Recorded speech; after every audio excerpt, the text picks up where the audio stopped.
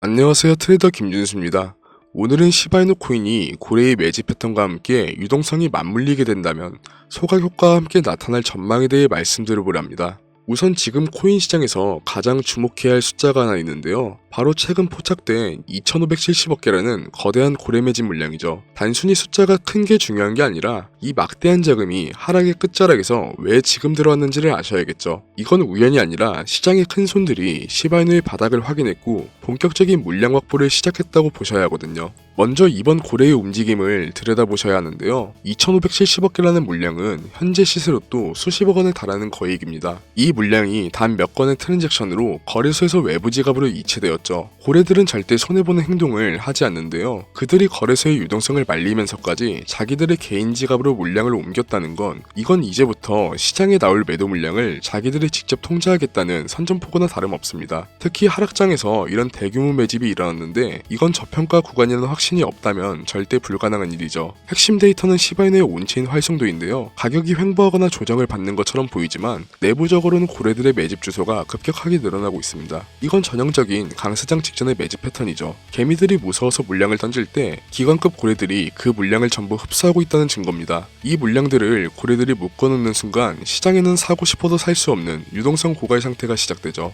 그리고 여기서 주목하셔야 할 게 시바이누의 소각률 수치입니다. 최근 소각률이 전일 대비 수천 %씩 튀어오르는 현상이 계속 반복되고 있는데요. 고래들의 매집으로 유통 물량은 줄어드는데 네트워크 사용으로 인한 소각은 오히려 늘어나고 있죠. 가치의 희소성이 더 높아질 수밖에 없는 구조인 겁니다. 그리고 이런 소각과 매집 패턴에 맞물려 현재 글로벌 금융시장의 유동성 규모는 협의회 통화인 M1 기준으로 무려 45조 달러에 달하고 있는데요. 이건 역대 최고 수준이죠. 하지만 지금 시장에 풀린 돈은 많은데 정작 자산 시장으로 흘러들어오는 물은 말라있는 상태로 보입니다. 그 이유가 미국이 그동안 강력한 양적 긴축을 지속해왔기 때문이죠. 그런데 최근 아주 중요한 변화가 포착되었습니다. 연준이 12월부터 단기 채권을 매입하기 시작했거든요. 매달 400억 달러에서 550억 달러 규모의 신규 유동성이 시장에 주입되기 시작한 것이죠. 연준의 단기 채권 매입 정책은 시장에 조용히 유동성을 공급하는 장치로 작동하고 장기 채권의 금리를 직접 건드리지 않으면서도 시중은행의 자금 여력을 보충해주는 방식입니다. 이렇게 풀린 돈들은 결국 가장 수익률이 높은 자산을 찾아 이동하게 될 가능성이 높고 그 종착역이 바로 시바이누 같은 고성장 알트코인이 될 수밖에 없는 이유입니다.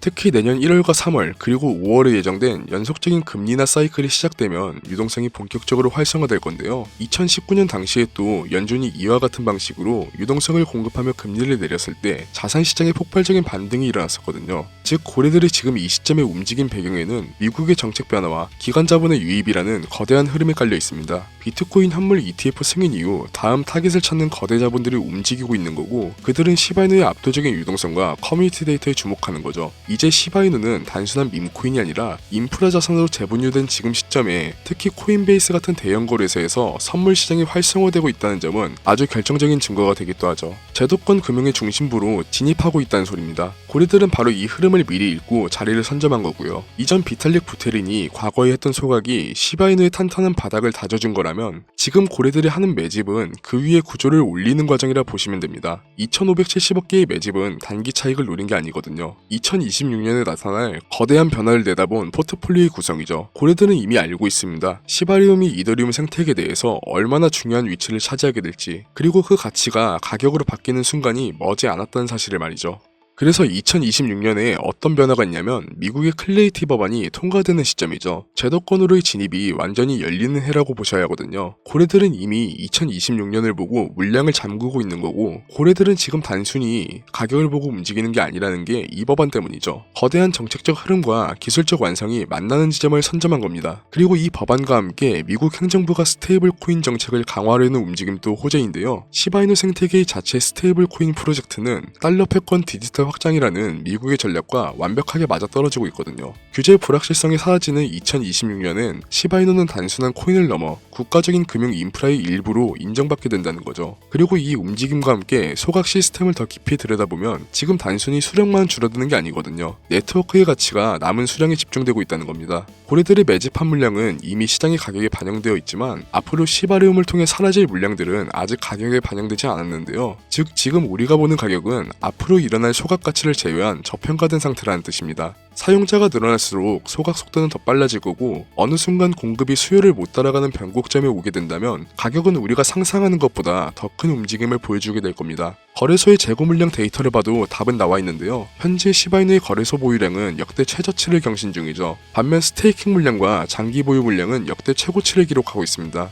이건 수급 불균형이 극에 달했다는 뜻인데 임계점을 넘는 순간 가격은 위로 움직일 수밖에 없고 고래들은 이미 그 임계점이 언제인지 계산을 다 마친 상태죠. 거기다 시바이누의 공포 탐욕 지수가 다시금 움직이고 있다는 점도 주목하셔야 하는데요. 대중이 공포에 질려 있을 때 고래들이 매집을 끝내면 그 다음 단계는 언제나 폭발적인 상승을 보여줬죠. 가격이 조금씩 오르기 시작하면 뒤늦게 깨달은 개미들이 추격 매수를 시작할 텐데 그때는 이미 고래들이 물량을 장악한 상태죠. 가격 상승의 기울기가 아주 가파르게 변하게 된다는 겁니다. 우리가 1원이라는 목표를 이야기할 때 가장 중요한 전제 조건이 바로 이 고래들의 매수 기반인데 지금 그 기반이 다져지고 있다는 거고요. 우리는 이제 시바이누를 단순한 밈코인의 프레임으로 봐서는 안 되는 거죠. 2570억 개의 물량을 한 번에 담을 수 있는 자본, 이걸 절대 가볍게 보시면 안 되는 건데 이미 그들은 실사용 결제 네트워크에 잠재력을 받기 때문이고 시바리움 위에서 구현될 메타버스와 AI 경제의 가치를 우리보다 훨씬 앞서 계산하고 움직이는 겁니다. 이건 단순한 투자가 아니라 미래 금융 플랫폼의 지분을 선점하는 금융 전략으로 보셔야 한다는 거죠.